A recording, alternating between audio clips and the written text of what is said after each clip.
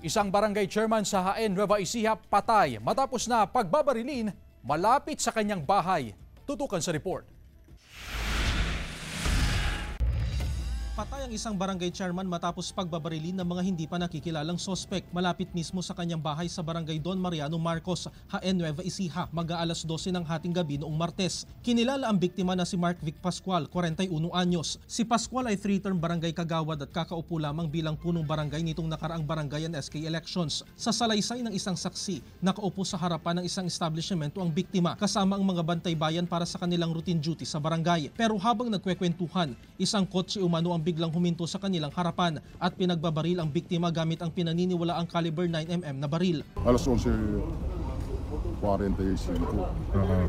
Nag-istampe muna kami sa pupukuha namin. May coaching pumunta doon sa amin doon, may best rin namin doon. Hindi po namin natanda kung anong kotse kasi nataranta na rin po kami sir. Ganun.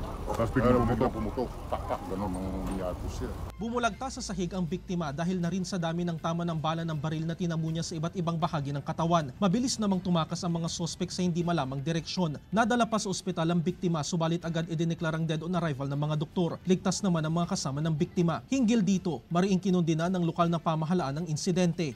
Sana naman maging patas kayo. Kami ay magbibigay ng pabuya at makapagbibigay ng impormasyon tungkol sa naturang krimen. Wala pang pahayag ang mga kaanak ng biktima, maging ang mga otoridad ay hindi pa nagbibigay ng anumang pahayag habang nagpapatuloy ang investigasyon. Jarek Pasiliao, 1 North Central Luzon.